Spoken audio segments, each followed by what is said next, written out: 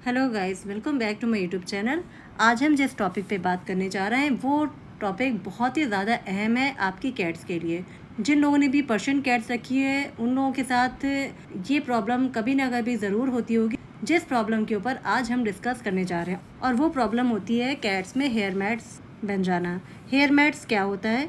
जब आपकी कैट के फर में जगह जगह बालों का गुच्छा बन जाता है और ये गुच्छा बिल्कुल स्किन से चिपक जाता है, इसे ही कहते हैं हेयर मैट्स।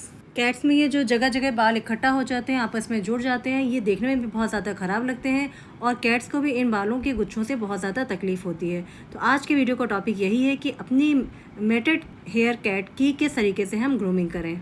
इसलिए आज की वीडियो को एंड तक पूरा ज़रूर देखिएगा, बीच में बिल्कुल भी स्किप मत कीजिएगा। चलिए वीडियो की तरफ आगे बढ़ते हैं। तो अगर आपकी कैट्स के हेयर में बन गए टेंगल्स या मैट्स या बालों का गुच्छा, तो डोंट वरी, आज हम आपको step by step simple tips देंगे ताकि आपकी कैट फिर से हो जाए सॉफ्ट, फ्लफी और फरी। सबसे पहले तो ये समझना ज़रूरी है कि मैट्स क्यों बनते हैं। लॉन्ग हेयर ब्रीड्स कैट जो होती हैं, जैसे कि पर्शियन कैट्स, इनके अपने बालों की वजह से, लॉन्ग हेयर की वजह से ये मैट्स बन जाते हैं। दूसरी बात, अगर आप अपनी कैट्स की डेली ग्रूमिंग नहीं करते हैं, टाइम टाइम पे ग्रूमिंग नहीं करते हैं, तो भी मैट्स बहुत जल्दी बन जाते हैं। और तीसरी वजह होती है शेडिंग की। कैट्स अपने हेयर जब उतारते हैं और उस वक्त आप उनकी ग्रूमिंग नहीं कर रहे होते हैं, तो उस टाइम शेडिंग की वजह से भी कैट्स में हेयर मैट्स की प्रॉब्लम हो जाती है। और कभी कभी हेल्थ इश्यूज़, यानी कि कोई स्किन इन्फेक्शन हो या फंगल इन्फेक्शन हो आपकी कैट को, तो भी ये हेयर मैट्स की प्रॉब्लम कैट्स में हो जाती है। मतलब ये कि सिर्फ ये ब्यूटी प्रॉब्लम नहीं है, बल्कि हेयर मैट्स कैट के लिए अनकंफर्टेबल और पेनफुल भी हो सकता है। तो मैट्स का ट्रीटमेंट और ग्रूमिंग करने से पहले ये आइटम अपने पास आप ज़रूर रख लीजिए, जैसे कि white tooth comb, corn starch. हाँ, सही सुना आपने। इसका हम क्या करेंगे आगे आपको बताते हैं। सीज़र अगर आपको ज़रूरत पड़े, और वैसे मेरी तरफ से आपके लिए सलाह ये है कि आप सीज़र का इस्तेमाल बिल्कुल भी मत करें। ट्रीट्स, बिकॉज रिवॉर्ड तो बनता ही है। अगर आपकी कैट थोड़ी सी ग्रम्पी है और ग्रूमिंग कराना पसंद नहीं करती है, तो पहले उसे काम करो, थोड़ा सा पेट करो, उसे प्यार करो, सहलाओ और फिर उसे ट्रीट दो। बात सिंपल है। रिलैक्स्ड कैट होगी तो आप उसकी ईजिली ग्रूमिंग कर सकते हो। मेटेड हेयर की ग्रूमिंग का काम आपको स्टेप बाय स्टेप करना है। तो सबसे पहले स्टेप ये है कि जो मेटेड एरिया है उसे जेंटली आप होल्ड करो, थोड़ा कॉर्नस्टार्च लगा दो। ये फर को ड्राई और मैनेजेबल बनाता है। कॉर्नस्टार्च और कॉर्नफ्लोर एक ही चीज़ होती है। नेक्स्ट, वाइट टूथ कॉम्ब लो। जिस तरीके का कॉम्ब हमने लिया हुआ है, ये ब्रश करने में बहुत आसानी रहती है। इस ब्रश से अगर आप कॉम्ब करोगे तो बहुत ईजिली कैट के फर में कॉम्ब हो जाता है। अगर आपकी कैट के हेयर्स में थोड़ी बहुत मैट्स होंगे तो उन्हें सुलझाना आसान होता है, निकालना आसान होता है। लेकिन अगर मैट्स स्किन में बिल्कुल चिपके हुए हैं, बहुत ज़्यादा चिपके हुए हैं और वो निकल नहीं पा रहे हैं, तो फिर आप उन्हें निकालने की बिल्कुल भी कोशिश मत कीजिएगा।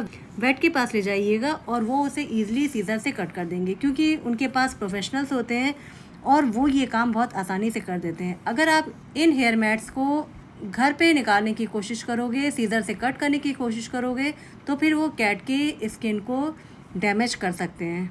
पर्शियन कैट के हेयर्स में मैट सबसे ज़्यादा कहाँ बनते हैं? सबसे ज़्यादा मैट बनते हैं नेक के पास के एरिया में, अंडर आर्म्स में और लेग्स के नीचे के एरिया में। जो पेट की तरफ का अंदरूनी का हिस्सा होता है, उस जगह पर कैट के बहुत ज़्यादा मैट्स बनते हैं। तो अगर आप अपनी कैट को डेली ब्रशिंग नहीं करते हैं, डेली कॉम्ब नहीं करते हैं, तो फिर आपकी कैट्स के हेयर में बहुत ज़्यादा मैटिंग की प्रॉब्लम हो जाएगी।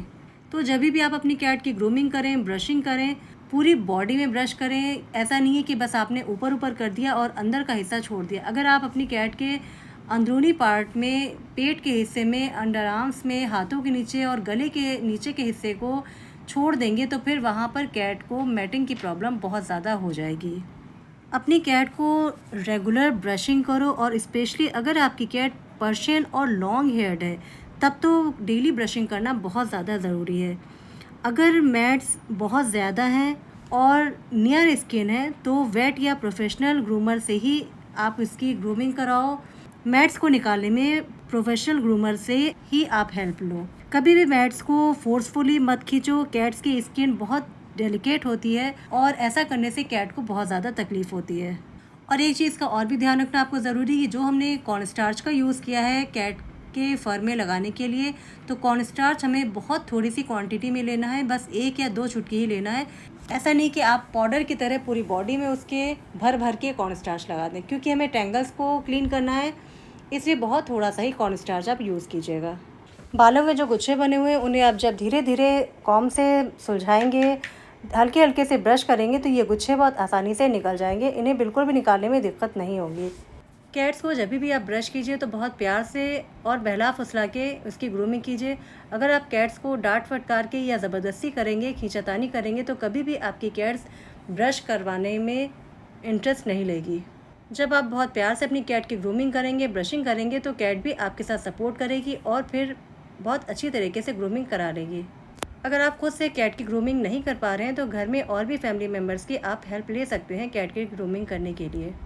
अगर आपकी कैट्स के बहुत ज़्यादा हेयर मैट्स हो जाते हैं तो इससे आपकी कैट बहुत ज़्यादा स्ट्रेस में रहने लगती है, सुस्त हो जाती है, बस यूं ही इधर उधर पड़ी रहती है और कैट को भी अच्छा फील नहीं होता है।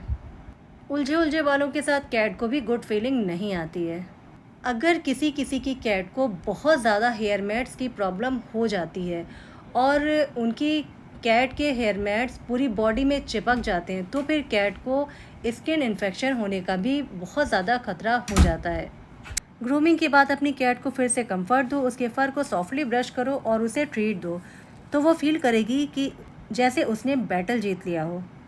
आई होप कि आज का वीडियो आपको बहुत ज़्यादा इन्फॉर्मेटिव लगा होगा और आपको बहुत ज़्यादा हेल्प मिलेगी अपनी कैट के हेयर मैट्स की प्रॉब्लम को सॉल्व करने में।